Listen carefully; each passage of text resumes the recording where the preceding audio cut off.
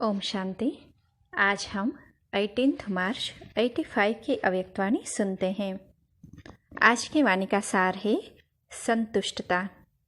दिल वाला बाप दादा अपने दिल तख्त नशीन बच्चों प्रति बोले। आज दिल वाला बाप अपने स्नेही दिल तख्त नशीन बच्चों से दिल की रुरिहान करने आए हैं। दिल वाला अपने सच्ची दिल वालों से दिल की लेन देन करने, दिल का हालचाल सुनने के लिए आए हैं। रूहानी बाप रूहों से रूरिहान करते हैं। यह रूहों की रूरिहान सिर्फ इस समय ही अनुभव कर सकते हो। आप रूहों में इतनी स्नेह की शक्ति है जो रूहों के रचयिता बाप को रूरिहान के लिए निर्वाण से वाणी में ले आते हो। ऐसे श्रेष्ठ रूह हो जो बंधन मुक्त बाप को भी स्नेह के बंधन में बांध देते हो। दुनिया वाले बंधन से छुड़ाने वाले कहकर पुकार रहे हैं और ऐसे बंधन मुक्त बाप बच्चों के स्नेह के बंधन में सदा बंधे हुए हैं। बांधने में होशियार हो। जब भी याद करते हो तो बाप हाजिर है ना, हजूर हाजिर है। तो आप विशेष डबल विदेशी बच्चों से रूरिहान करने आए हैं। अभी सीजन में विशेष टर्न भी डबल विदेशियों का है। मेजॉरिटी डबल विदेशी ही आए हुए हैं। मधुबन निवासी तो है ही मधुबन के श्रेष्ठ स्थान निवासी। एक ही स्थान पर बैठे हुए विश्व की वैरायटी आत्माओं का मिलन मेला देखने वाले हैं। जो आते हैं वह जाते हैं, लेकिन मधुबन निवासी तो सदा रहते हैं। आज विशेष डबल विदेशी बच्चों से पूछ रहे हैं कि सभी संतुष्ट मणिया बन बाप दादा के ताज में चमक रहे हो। सभी संतुष्ट मणिया हो, सदा संतुष्ट हो। कभी स्वयं से असंतुष्ट व कभी ब्राह्मण आत्माओं से असंतुष्ट व कभी अपने संस्कारों से असंतुष्ट व कभी वायुमंडल के प्रभाव से असंतुष्ट तो नहीं होते हो। सदा सब बातों में संतुष्ट है। कभी संतुष्ट कभी असंतुष्ट को संतुष्ट मणि कहेंगे। आप सबने कहा ना कि हम संतुष्ट मणि हैं। फिर ऐसे तो नहीं कहेंगे कि हम तो संतुष्ट हैं लेकिन दूसरे असंतुष्ट करते हैं। कुछ भी हो जाए, लेकिन जो संतुष्ट आत्माएं हैं वह कब भी अपनी संतुष्टता की विशेषता को छोड़ नहीं सकते हैं। संतुष्टता ब्राह्मण जीवन का विशेष गुण कहो या खजाना कहो या विशेष जीवन का श्रृंगार है। जैसे कोई प्रिय वस्तु होती है तो प्रिय वस्तु को कभी छोड़ते नहीं हैं। संतुष्टता विशेषता है। संतुष्टता ब्राह्मण जीवन का विशेष परिवर्तन का दर्पण है। साधारण जीवन और ब्राह्मण जीवन। साधारण जीवन अर्थात कभी संतुष्ट कभी असंतुष्ट। ब्राह्मण जीवन में संतुष्टता की विशेषता को देख अज्ञानी भी प्रभावित होते हैं। यह परिवर्तन अनेक आत्माओं का परिवर्तन करने के निमित्त बन जाता है। सभी के मुख से यही निकलता कि यह सदा संतुष्ट अर्थात खुश रहते हैं। जहाँ संतुष्टता है वहाँ खुशी जरूर है। असंतुष्टता खुशी को गायब करती है। यही ब्राह्मण जीवन की महिमा है। सदा संतुष्टता नहीं तो साधारण जीवन है। संतुष्टता सफलता का सहज आधार है। संतुष्टता सर्व ब्राह्मण परिवार के स्नेही बनाने में श्रेष्ठ साधन है। जो संतुष्ट रहेगा उसके प्रति स्वतः ही सभी का स्नेह रहेगा।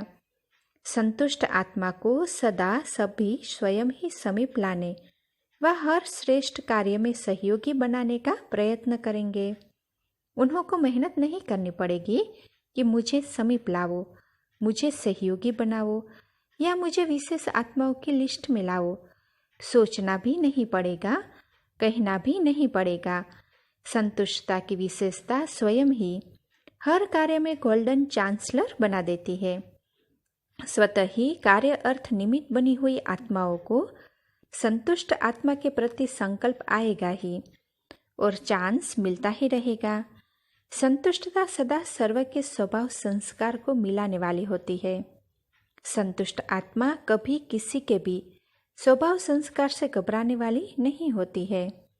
ऐसी संतुष्ट आत्माएं बनी हो ना, जैसे भगवान आपके पास आया, आप नहीं गए, भाग्य स्वयं आपके पास आया। घर बैठे भगवान मिला, भाग्य मिला। घर बैठे सर्व खजानों की चाबी मिली। जब चाहो जो चाहो खजाने आपके हैं। क्योंकि अधिकारी बन गए हो ना, तो ऐसे सर्व के समीप आने का, सेवा में समीप आने का चांस भी स्वतः ही मिलता है। विशेषता स्वयं ही आगे बढ़ाती है। जो सदा संतुष्ट रहता है उससे सभी का स्वतः ही दिल का प्यार होता है, बाहर का प्यार नहीं। एक होता है किसी को राजी करने के लिए बाहर का प्यार करना, एक होता है दिल का प्यार। नाराज न हो उसके लिए भी प्यार करना पड़ता है, लेकिन वह प्यार तो सदा के लेने के पात्र नहीं बनता। संतुष्ट आत्मा को सदा सभी का दिल का प्यार मिलता है, चाहे कोई नया हो व पुराना हो, कोई किसी को परिचय के रूप में जानता हो या नहीं जानता हो, लेकिन संतुष्ट उस आत्मा की पहचान मिलती है। हर एक की दिल होगी, इससे बात करे, इससे बैठे, तो ऐसे संतुष्ट हो।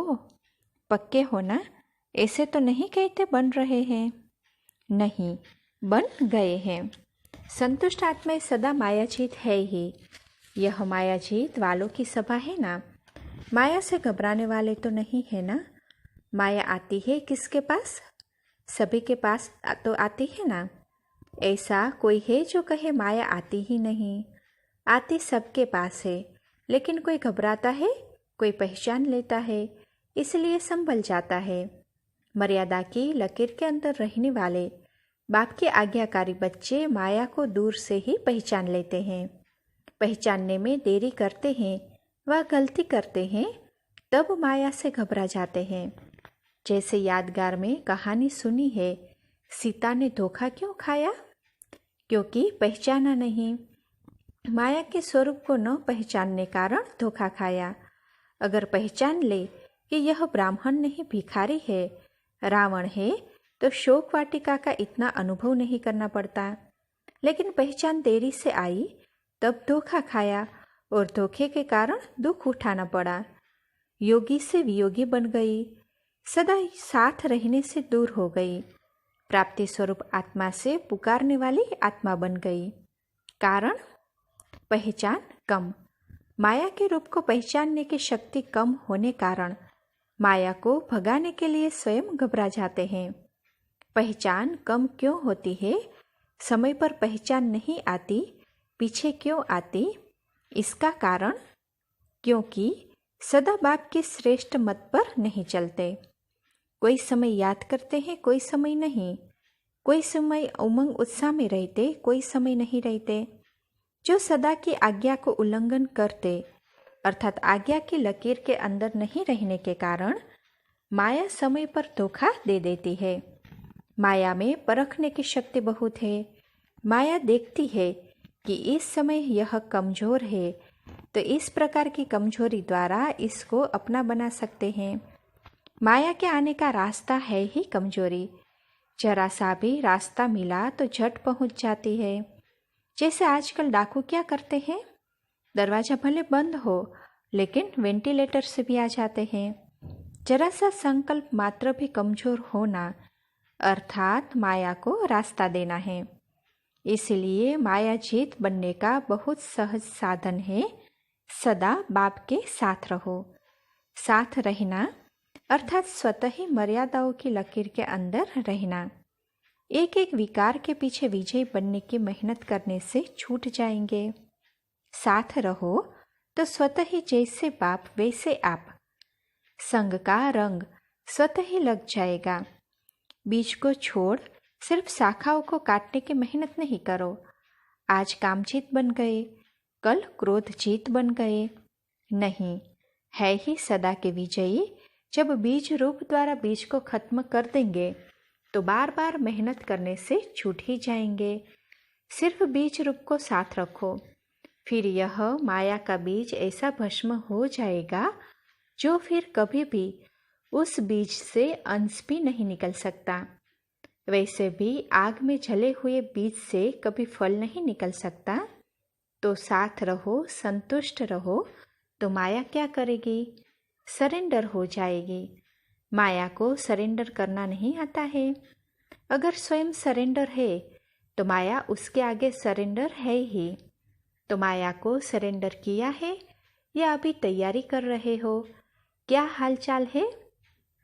जैसे अपने सरेंडर होने की सेरेमनी मनाते हो, वैसे माया को सरेंडर करने की सेरेमनी मना ली है या मनानी है? होली हो गए, माना सेरेमनी हो गई, चल गई। फिर वहाँ जा कर के ऐसे तो पत्र नहीं लिखेंगे कि क्या करे माया आ गई। खुशखबरी के पत्र लिखेंगे ना। कितनी सरेंडर सेरेमनी मनाई है, हमारी तो हो गई, लेकिन और आत्माओं द्वारा भी माया को सरेंडर कराया, ऐसे समाचार लिखेंगे ना। अच्छा, जितने उमंग उत्साह से आए हो उतना ही बाप दादा सभी सदा बच्चों को ऐसे उमंग उत्साह से संतुष्ट आत्मा के रूप में देखने चाहते हैं। लगन तो है ही, लगन की निशानी है जो इतना दूर से समीप पहुंच गए हो। दिन रात लगन से दिन गिनते गिनते यहाँ पहुंच गए।